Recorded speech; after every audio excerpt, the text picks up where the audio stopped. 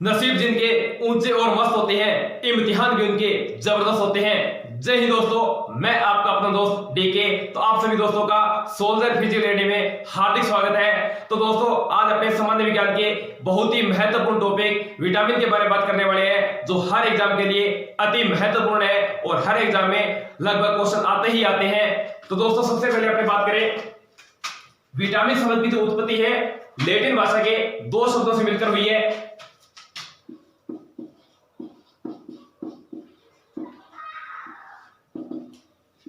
Vita plus amine.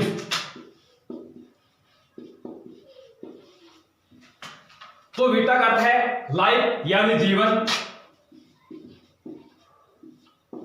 Plus amine का अर्थ आवश्यक तत्व या पदार्थ, आवश्यक तत्व या पदार्थ। तो हिंदी में इसका शाब्दिक अर्थ देखें दोस्तों,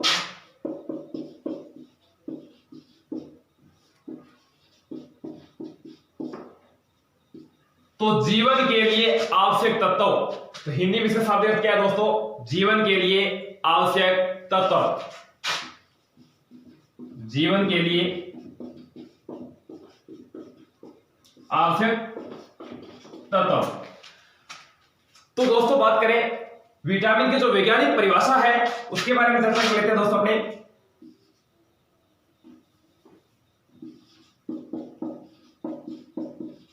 वैज्ञानिक परिभाषा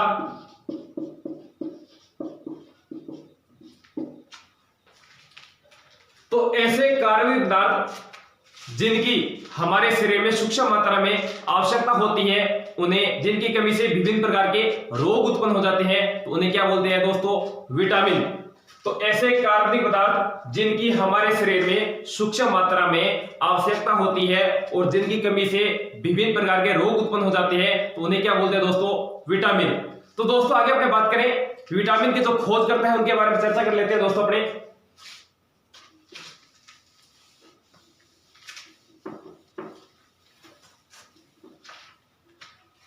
तो दोस्तों, बात करें विटामिन की जो खोज की थी फ्रेडरिक हॉपकिंस।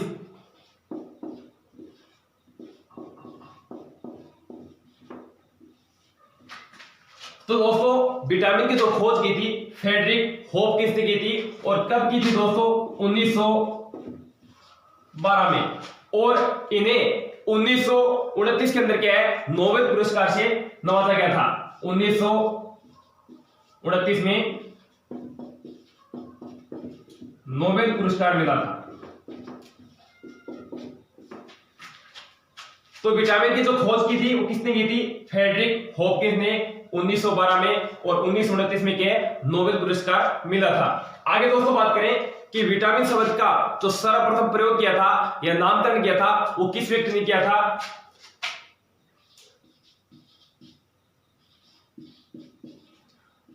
तो विटामिन शब्द का सर्वप्रथम प्रयोग किसने किया था दोस्तों?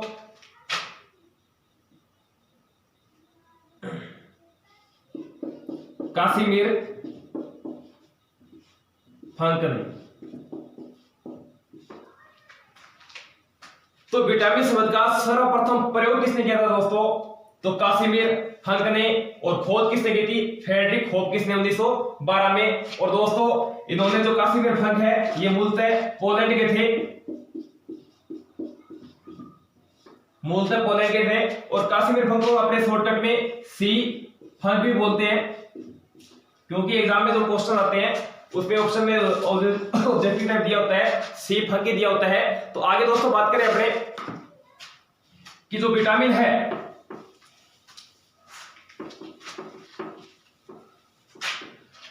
तो विटामिन के अध्ययन की प्रक्रिया क्या कहते हैं दोस्तों?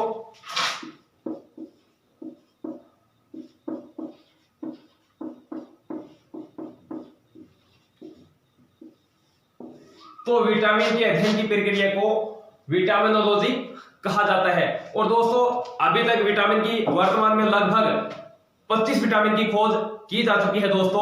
और दोस्तों, अपने विटामिन को घुलनशीलता के आधार पर अपने इसका वर्गीकरण करेंगे दो भागों में।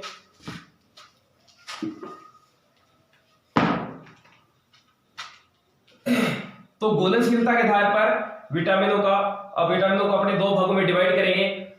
सबसे पहले वसा में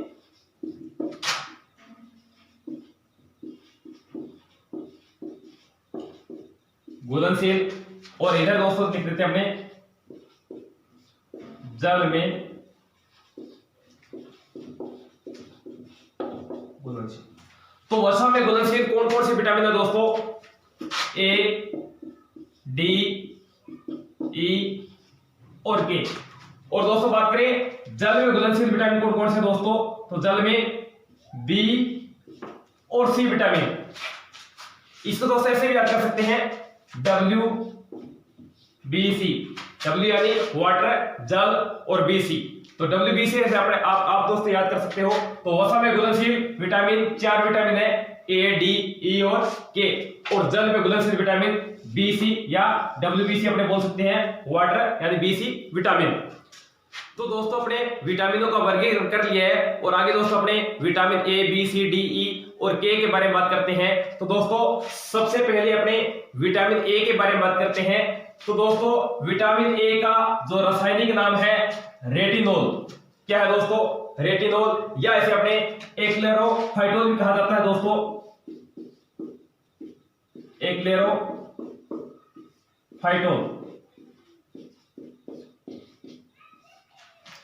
तो दोस्तों बात करें विटामिन ए का जो रासायनिक नाम है रेटिनोल, या इसे अपने दोस्तों एक्लेरोफाइटोल भी कहा जाता है। आगे दोस्तों बात करें विटामिन ए की जो खोज की थी वो किसने की थी दोस्तों? मैकुलर ने। किसने की थी? मैकुलर ने। आगे दोस्तों इसका अन्य नाम देखते हैं अपने विटामिन ए का। तो इसका अन्य नाम या सामान्य भाषा में क्या कहते हैं दोस्तों? एंटीइन्फेक्शन। क्या कहते हैं? एंटीइन्फेक्शन या एंटी कैंसर विटामिन। तो आगे दोस्तों बात करें कि विटामिन ए की कमी से कौन कौन से रोग होते हैं। तो सबसे पहले दोस्तों अपने बात करें विटामिन ए को अपने दो घटकों में बांटेंगे दोस्तों, A1 और A2। तो A1 दोस्तों, A1 को अपने रेटिनोल कहते हैं, और A2 को डिहाइड्रो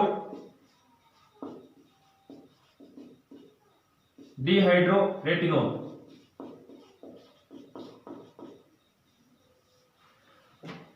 तो दोस्तों बात करें अपने विटामिन ए को अपने दो घटकों में बांटा है। विटामिन ए को रेटिनोल और विटामिन A2 को डिहाइड्रो रेटिनोल। तो दोस्तों आगे अपने बात करें कि विटामिन ए की कमी से रतौंधी रोग हो जाता है, A1 की कमी से रतौंधी रोग हो जाता है, और A2 की कमी से जीरोपथैलेमिया रोग हो जाता है। तो विटामिन ए की कमी से रतौंधी या रातरी अंधापन, इसे अपने निक्टोलेपिया भी कहा जाता है दोस्तों, और A1 की कमी से रतौंधी रोग और A2 की कमी से जीरोपथैलेमिया रोग हो जाता है। और दोस्तों अपने शरीर में अंश निर्माण अवरुद्ध हो जाते हैं विटामिन ए की कमी से, और अंश आने बंद हो जाते हैं। तो आगे दोस्तों बात करें अपने इससे जो अपने प्राप्ति स्रोत के बारे में बात करें कि अपने विटामिन ए से अपने विटामिन ए के लिए अपने क्या किस किस चीज की जरूरत होती है। तो गाजर, पालक, मछली, अंडा, दूध, ETC आदि की अपनी आवश्यकता होती है। आगे दोस्तों बात करें दैनिक मान, यानी अपने विटामिन ए अपने एक दिन में अपने शरीर को कितनी आवश्यकता होती है। तो लगभग 150 ग्राम एक दिन में अपने शरीर को आवश्यकता होती है विटामिन ए की। दोस्तों अपने बात करने वाले हैं विटामिन बी के बारे में। और विटामिन बी दोस्तों मुख्यतः 18 घटकों से मिलकर बना होता है दोस्तों। जैसे इसकी तो मुख्य घटक है, जैसे दोस्तों B1, B2, B5। तो दोस्तों इसलिए विटामिन बी को विटामिन बी न बोलकर दोस्तों विटामिन बी कॉम्प्लेक्स बी कहा जाता है। विटामिन बी कॉम्प्लेक्स बी कहा जाता है। तो दोस्तों विटामिन बी की जो खोज की थी, विटामिन बी की खोज मैकुलर ने, किसने की थी दोस्तों? विटामिन बी की खोज मैकुलर ने। तो दोस्तों आपको बता देता हूं, यदि शरीर के किसी क्षतिग्रस्त भाग का रिपेयर नहीं हो रहा है तो उसे बी कॉम्प्लेक्स दिया जाता है दोस्तों। विटामिन बी कॉम्प्लेक्स दिया जाता है। विटामिन बी प्रोटीन पचाने में सहायक है दोस्तों, इसलिए विटामिन बी को प्रोटीन बी कहा जाता है। तो मैंने आपको दोस्तों बताया यदि शरीर के किसी भाग का क्षतिग्रस्त होने पर रिपेयर नहीं हो रहा है उसी विटामिन बी दिया जाता है। और दोस्तों विटामिन बी क्या है, प्रोटीन चांदी में सहायक है, इसलिए विटामिन बी को क्या है, प्रोटीन बी कहा जाता है। तो आगे दोस्तों बात करने वाले अपने सबसे पहले विटामिन बी वन के बारे में।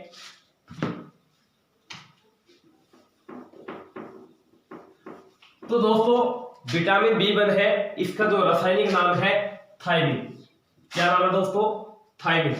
आगे इसका जो सामान्य नाम है या अन्य नाम बोल सकते हैं एंटी बेरीबेरी कारक, एंटी न्यूराइटिक, एन्यूराइड, एंटी बेरीबेरी कारक, एंटी न्यूराइटिक, एन्यूराइड। आगे दोस्तों बात करें इसकी कमी से, विटामिन बी की कमी से होने वाले रोग बेरीबेरी, वर्निक्स, अपच, कब्ज, एनिसिपेलोपैथी, बेरीबेरी, वर्निक्स, अपच, कब्ज और एनसिपेलोपैथी। तो ये रोग हो जाते हैं इनसे विटामिन बी वन की कमी से। आगे दोस्तों बात करें अपने इसका जो प्राप्ति स्रोत है गेहूं, चावल, मछली, अंडा इत्यादि। इसकी जो दैनिक मांग होती है दोस्तों विटामिन बी की 1.4 से 1.7 मिलीग्राम। आगे दोस्तों बात करें अपने कि जो बेरीबेरी है यह एक दोस्तों सिंहली शब्द है और बेरीबेरी का जो अर्थ होता है दोस्तों अत्यधिक दुर्बलता। तो दोस्तों बेरीबेरी एक सिंहली शब्द है और बेरीबेरी का जो अर्थ होता है दोस्तों अत्यधिक दुर्बलता। और सिंहली दोस्तों एक सिंहली समुदाय श्रीलंका की भाषा है। तो आगे दोस्तों बात करें अपने कि पॉलीस्टार चावल का सेवन करने से भी क्या है अपने बेरीबेरी रोग हो जाता है। तो अपने दोस्तों विटामिन बी के B2 घटक के बारे में बात करते हैं दोस्तों। तो इसका जो रासायनिक नाम है B2 का राइबोफ्लोविन। क्या नाम है दोस्तों, राइबोफ्लोविन। आगे दोस्तों बात करें इसका जो सामान्य नाम या अन्य नाम है विटामिन जी। क्या नाम है दोस्तों, विटामिन जी, या इसे लेक्टोफ्लोविन कहा जाता है दोस्तों, या पीला एंजाइम भी कहा जाता है दोस्तों। तो विटामिन B2 को 1935 में दूध से प्राप्त किया गया था और ये गहरे पीले रंग का था, इसलिए दोस्तों इसे विटामिन B2 को पीला एंजाइम भी कहा जाता है। आगे दोस्तों बात करें इसकी कमी से रोग होने वाले किलोसिस रोग, ग्लोसिटिड रोग और मुंह में घाव या छाले होना। तो दोस्तों जो किलोसिस रोग है मुंह के किनारे क्या है, फटना, मुंह के किनारों का फटना, मुंह के किनारों का फटना। तो आगे दोस्तों बात करें ग्लोसिटिड, जीभ का चिकना होना या नीला होना। ग्लोसिटिड रोग जीभ का चिकना या नीला होना। तो दोस्तों इसकी कमी से रोग कौन कौन से होते हैं, किलोसिस रोग और ग्लोसिटिड रोग, मुंह में घाव या छाले होना। तो किलोसिस रोग क्या होता है दोस्तों, मुंह के किनारे को फटना, और ग्लोसिटिड रोग क्या कौन सा होता है दोस्तों, जीभ का चिकना होना या नीला होना। आगे दोस्तों बात करें इसके जो प्राप्ति स्रोत है, तो विटामिन B2 की भरपाई के लिए दोस्तों अपने गाय का दूध ले सकते हैं, अंडा ले सकते हैं, लीवर यीस्ट या ETC आदि। आगे दोस्तों बात करें इसकी जो दैनिक मांग होती है 1.4 से 1.6 मिलीग्राम। तो आगे अपने दोस्तों विटामिन बी कॉम्प्लेक्स के घटक विटामिन B3 के बारे में बात करने वाले दोस्तों। B3, तो दोस्तों सबसे पहले B3 के बारे में बात करें तो इसका जो रासायनिक नाम मिलता है पेंटोथेनिक अम्ल। आगे दोस्तों बात करें सामान्य नाम या अन्य नाम इसका यीस्ट कारक या फिल्ट्रेट फिल्टर या चिक एंटी डर्मेटाइटिस कारक विटामिन। तो इसके सामान्य अन्य नाम क्या मिलता है दोस्तों, यीस्ट कारक, फिल्ट्रेट फिल्टर या चिक एंटी डर्मेटाइटिस कारक विटामिन। तो आगे दोस्तों बात करें इसकी कमी से होने वाले रोग के बारे में, तो इससे थकान, पेशियों में पक्षपात या बोल सकते हैं अपने लकवा, थकान, पेशियों में पक्षपात या दोस्त अपने इसे लकवा भी बोल सकते हैं। जनन क्षमता में कमी, केश अवरणता, केश अवरणता यानी दोस्तों बालों का सफेद हो जाना, यानी बालों का क्या है, सफेद होना, केश अवरणता। तो इससे जो प्राप्ति स्रोत है दोस्तों दूध, अंडा, मांस, यीस्ट, etc। आगे इसकी दैनिक मांग है दोस्तों 5 से 10 मिलीग्राम। तो आगे दोस्तों अपने विटामिन बी कॉम्प्लेक्स के घटक B5 के बारे में बात करने वाले हैं। B5 तो इसका जो रासायनिक नाम मिलता है नियासिन या निकोटेनिक अम्ल। क्या मिलता है? नियासिन या निकोटेनिक अम्ल। आगे दोस्तों बात करें अपने इसका जो सामान्य नाम या अन्य नाम मिलता है एंटी पेलेग्रा कारक या विटामिन PP। तो आगे इसकी कमी से जो रोग उत्पन्न होते हैं उनके बारे में बात करें दोस्तों। मानव में पेलेग्रा रोग, मानव में पेलेग्रा रोग, और कुत्तों में क्या है? जीभ का काला होना। तो दोस्तों पेलेग्रा एक इंटेलिक शब्द है जिसका अर्थ खुरदरा त्वचा, और इसको दोस्तों अपने 4D भी कहा जाता है, 4D सिंड्रोम भी कहा जाता है, 4D सिंड्रोम भी कहा जाता है, क्योंकि ये 4 प्रकार के समूह द्वारा होता है। तो 4 प्रकार के समूह दोस्तों कौन कौन से याद लिख देता हूं मैं दोस्तों। 4D में कहा जाता है, पहला D डर्मेटाइटिस, डर्मेटाइटिस,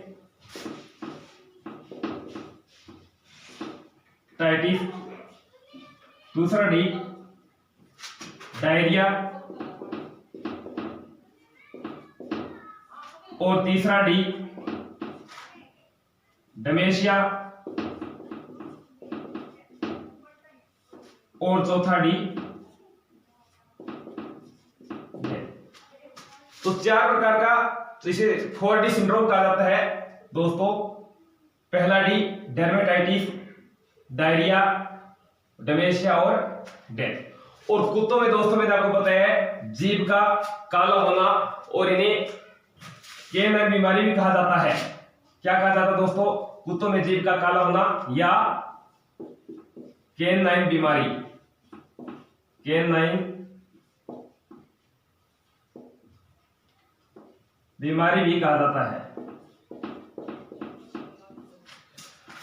तो आगे दोस्तों अपने बात करें इसका सेवन से जो प्राप्ति स्रोत अपने उत्पन्न प्राप्ति स्रोत मिलते हैं, दूध, अंडा, लीवर, यीस्ट, आलू, etc। तो इसकी जो दैनिक मांग होती है दोस्तों 18 से 20 मिलीग्राम। कितने दोस्तों? 18 से 20 मिलीग्राम। तो आगे दोस्तों अपने विटामिन बी कॉम्प्लेक्स के घटक B6 के बारे में बात करने वाले हैं। B6 तो सबसे पहले बात करें दोस्तों अपने इसका जो रासायनिक नाम है पायरोडॉक्सिन। क्या नाम है? पायरोडॉक्सिन। आगे बात करें इनका जो सामान्य नाम या अन्य नाम मिलता है एंटीडायबिटिस कारक। तो इसकी कमी से होने वाले रोग के बारे में बात करें दोस्तों अपने, तो सबसे पहले बात करें डायबिटीज, रक्त की कमी, सुबह चलने में कठिनाई, एंटीबॉडी निर्माण में कमी। तो डायबिटीज, रक्त की कमी, सुबह चलने में कठिनाई, एंटीबॉडी निर्माण में कमी। तो आगे दोस्तों बात करें प्राप्त स्रोत के बारे में, यानी मांस, यीस्ट, अंडा इत्यादि, यानी इनका सेवन करने से क्या अपने विटामिन B6 की भरपाई हो जाती है। आगे इसकी दैनिक मांग की बात करें दोस्तों, तो अपने कम से कम 2 मिलीग्राम की आवश्यकता होती है। तो आगे दोस्तों अपने विटामिन बी कॉम्प्लेक्स के घटक B7 के बारे में बात करने वाले हैं। तो सबसे पहले इसका जो रासायनिक नाम बायोटिन। क्या है? रासायनिक नाम बायोटिन। आगे बात करें इसका जो सामान्य नाम या अन्य नाम बोल सकते हैं विटामिन H। क्या है दोस्तों? विटामिन H या anti egg white injury factor, anti egg white injury factor. आगे बात करें इसकी कमी से होने वाले रोग के बारे में दोस्तों, तो बालों का झड़ना, त्वचा रोग और शारीरिक कमजोरी। आगे इसकी प्राप्ति स्रोत है दोस्तों, उसके बारे में बात करें, यानी इनका डेली सेवन करने से क्या अपने विटामिन B7 की भरपाई हो जाती है दोस्तों। गेहूं, फल, अंडा, सब्जियां, चॉकलेट इत्यादि। और इसकी दैनिक मांग होती है दोस्तों, एक दिन में शरीर की पूर्ति के लिए जो दैनिक मांग होती है 2 से 5 मिलीग्राम। तो आगे अपने बात करें विटामिन बी कॉम्प्लेक्स के घटक B9 के बारे में। B9 के बारे में, तो दोस्तों इसका जो रासायनिक नाम है फोलिक अम्ल। क्या नाम है दोस्तों? फोलिक अम्ल। आगे बात करें इसका जो सामान्य नाम या अन्य नाम मिलता है फोलिसिन या विटामिन एम। फोलिसिन या विटामिन एम। तो इसकी कमी से होने वाले रोग दोस्तों, एक तो एनीमिया, मैक्रोसाइटिक, एनीमिया और मैक्रोसाइटिक। आगे इसके जो प्राप्ति स्रोत है हरी सब्जियां, सोयाबीन इत्यादि। यानी शरीर में जो पूर्ति के लिए अपने जो प्राप्त स्रोत लेना चाहिए हरी सब्जियां या सोयाबीन इत्यादि आदि। आगे इसकी दैनिक मांग होती है, यानी एक दिन में अपनी दैनिक मांग होती है 400 माइक्रोग्राम। ध्यान रखना दोस्तों, ये माइक्रोग्राम है।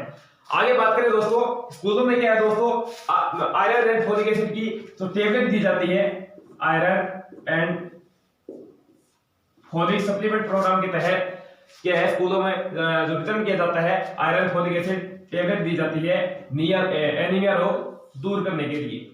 तो आगे अपने विटामिन बी कॉम्प्लेक्स के घटक B12 की बात करते हैं दोस्तों। B12 तो इसका जो रासायनिक नाम है साइनोकोबालामिन। क्या नाम है दोस्तों? साइनोकोबालामिन। आगे बात करें इसका जो सामान्य नाम या अन्य नाम मिलता है एनीमिया नाशक या बोल सकते हैं अपने आरबीसी निर्माण कारक। तो इसकी कमी से होने वाले रोग पर्निशियस एनीमिया। कौन सा दोस्तों? Pernicious anaemia. तो इसके जो प्राप्ति स्रोत है दोस्तों मांस, मछली, अंडा, दूध, पनीर इत्यादि। तो इनके क्या है दोस्तों, सेवन करने से क्या है B12 की भरपाई हो जाती है। और दैनिक मांग दोस्तों 0.2 से 1 ग्राम, 0.2 से 1 ग्राम। तो आगे दोस्तों मैं आपको बता देता हूं कि मछली के यकृत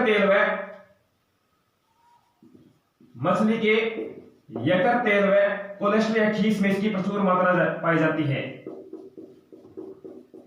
कोलेस्ट्रॉल या खीस में क्या इस विटामिन की प्रचुर मात्रा पाई जाती है। और दोस्तों मैं आपको बता देता हूं कि प्रकृति में यह एकमात्र ऐसा विटामिन है जिसमें दोस्तों क्या है कोबाल्ट का संतुलन पाया जाता है।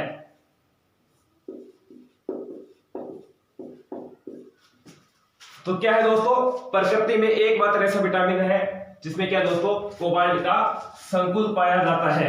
और दोस्तों मैं आपको बता देता हूं कि जो लोग शाकाहारी है, जो मांस, मछली, अंडा आदि का सेवन नहीं करते, तो दोस्तों उनमें क्या है B12 की कमी हो जाती है।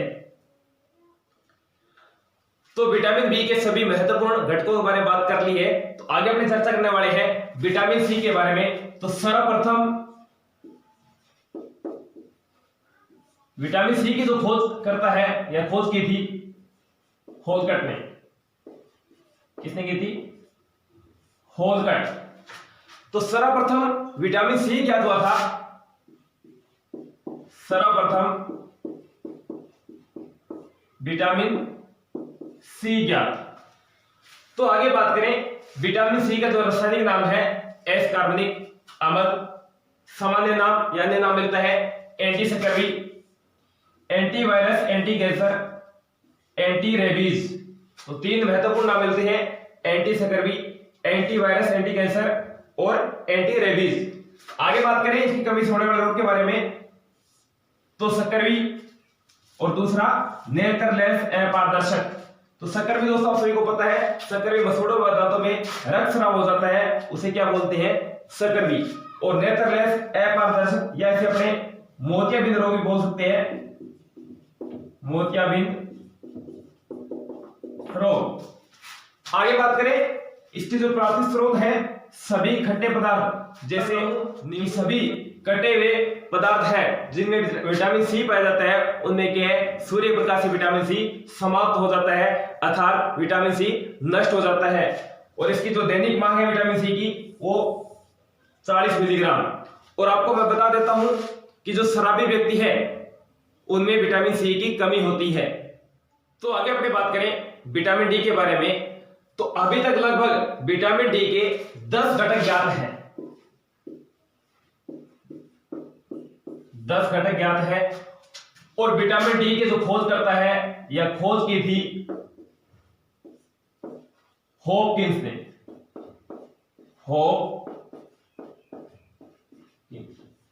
तो विटामिन डी की खोज किसने की थी? हॉपकिंस।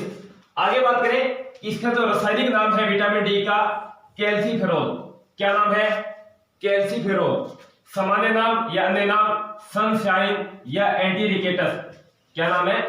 सनशाइन या एंटी रिकेटस। आगे इसकी कमी से होने वाले रोग के बारे में बात करें तो सर्वप्रथम रिकेटस और ओस्टोमलेशिया। और बता देता हूं आपको, रिकेटस है ये एक बच्चों में होने वाला रोग है जिसे सूखा रोग भी कहा जाता है। और इस रोग से क्या है, बच्चों की जो हड्डियां हैं कमजोर हो जाती है। और ओस्टोमलेशिया वयस्कों में होने वाला रोग है। तो मैं लिख देता हूं यहां, रिकेटस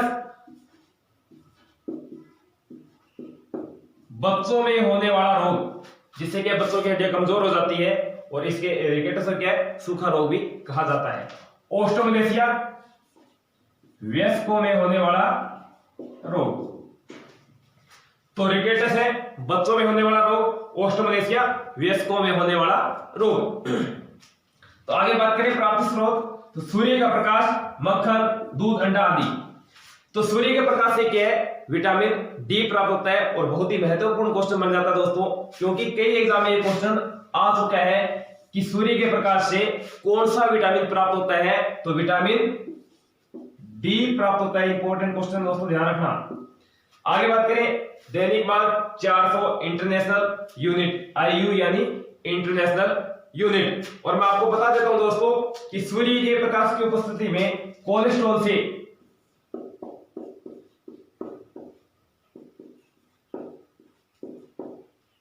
सूर्य के प्रकाश की उपस्थिति में कोलेस्ट्रॉल से त्वचा इसका निर्माण करती है। यानी सूर्य के प्रकाश की उपस्थिति में कोलेस्ट्रॉल से त्वचा इसका निर्माण करती है। तो आगे अपने विटामिन ई के बारे में बात करें तो सर्वप्रथम बात करें अपने विटामिन ई की जो खोज की थी वो दो व्यक्तियों ने मिलकर की थी। एक का नाम था इवांस और एक व्यक्ति नाम था कैथरीन।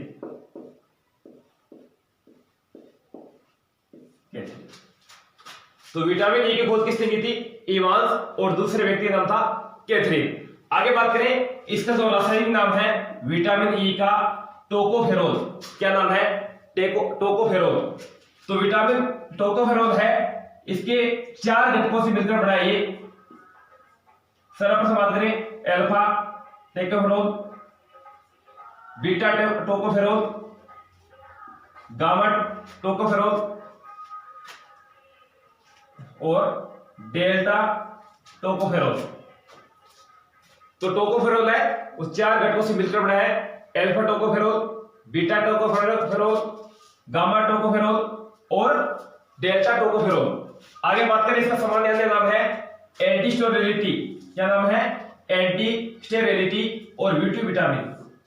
और मैं आपको दोस्तों बता देता हूं, ब्यूटी विटामिन इसलिए कहा जाता है कि त्वचा से दाग व झुर्रियां को ये हटाता है। आगे बात करें, कमी से होने वाला रोग, नपुंसकता और बांझपन, गर्भपात। और आपको पता होगा दोस्तों कि नपुंसकता है वो पुरुषों में होने वाला रोग है और बांझपन स्त्रियों में होने वाला रोग है। तो आगे अपने प्राप्त स्रोत की बात करें, गेहूं तेल, कॉटन बीज तेल। और इसकी जो दैनिक मांग है 30 आईयू यानी इंटरनेशनल यूनिट। तो आगे बात करें अपने विटामिन के बारे में, तो सबसे पहले अपने दोस्तों देखते हैं विटामिन के की जो खोज की थी 2 व्यक्तियों ने की थी। एक का नाम डेम और दूसरे व्यक्ति का नाम डोजी। तो विटामिन के की जो खोज की थी डेम और डोजी ने। तो बात करें अपने, इसका जो रासायनिक नाम है फाइलोक्विनोन, फाइलोक्विनोन भी कहा जाता है। इसका अन्य नाम या सामान्य नाम की बात करें एंटी हेमोरेगिक विटामिन। तो इसका सामान्य नाम या अन्य नाम क्या है? Anti haemorrhagic vitamin. आगे बात करें इसकी कमी से होने वाले रोग के बारे में, तो रक्त का थक्का न बनना। तो विटामिन के की कमी से कौन सा रोग हो जाता है? रक्त का थक्का न बनना। तो दोस्तों मैं आपको बता देता हूं, विटामिन के में K3 एक महत्वपूर्ण कृत्रिम विटामिन है जिसे मिनेडियोन कहा जाता है, जो रक्त थक्का बनाने में सहायक है। तो विटामिन क्या है, विटामिन के में K3 एक महत्वपूर्ण कृत्रिम विटामिन है जिसे मिनेडियोन कहा जाता है, जो रक्त का थक्का बनाने में सहायक है। तो आगे दोस्तों बात करें अपने इसका जो प्राप्त स्रोत है, हरी सब्जियां जैसे गाजर, पालक, टमाटर आदि। दैनिक मांग 0.001 मिलीग्राम।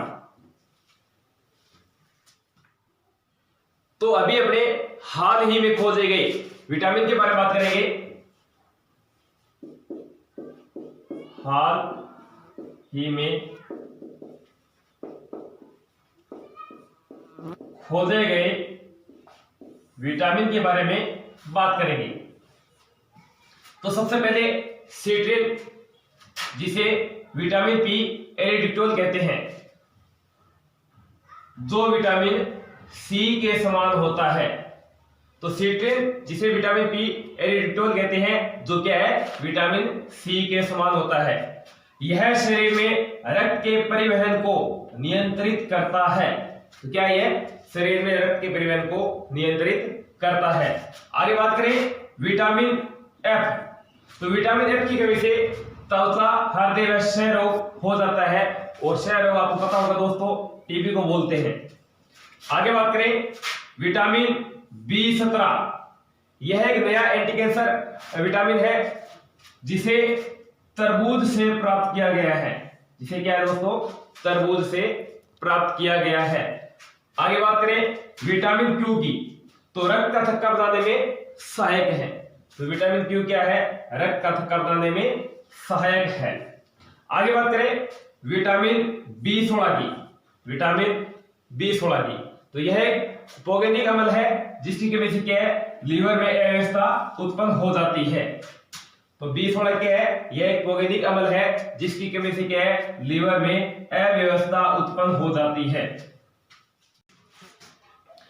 इस वीडियो में हमने विटामिन के बारे में विस्तृत रूप से अध्ययन किया है। तो अब अपने विटामिनों का सारांश देखेंगे।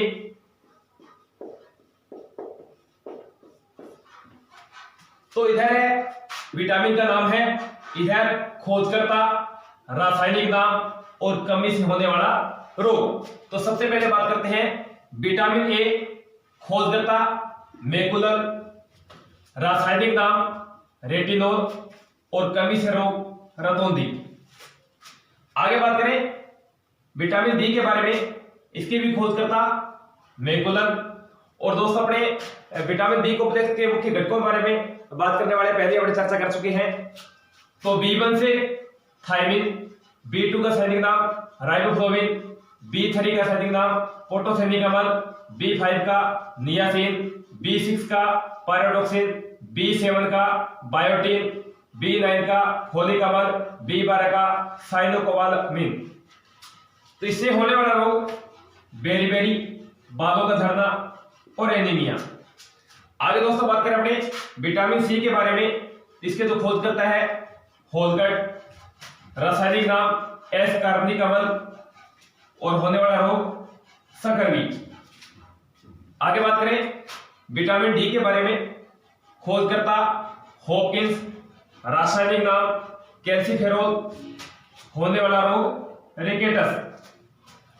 आगे बात करें विटामिन ई के बारे में, खोजकर्ता इवांस कैथरीन, रासायनिक नाम टोकोफेरोल, होने वाला रोग नपुंसकता, बांझपन। आगे बात करें विटामिन के बारे में, खोजकर्ता डेम और डोजी, रासायनिक नाम फाइलोक्विनोन, होने वाला रोग रक्त का थक्का न बनना। तो इस वीडियो में दोस्त अपने विटामिन का टॉपिक कवर कर लिया है, और जल्दी आपको इस टॉपिक से संबंधित टेस्ट प्रोवाइड करवा दिया जाएगा चैनल पर। तो ठीक है दोस्तों, जल्दी से आप स्क्रीनशॉट ले लीजिए। तो ठीक है दोस्तों, सभी को वंदे मातरम, जय हिंद, ऑल द बेस्ट।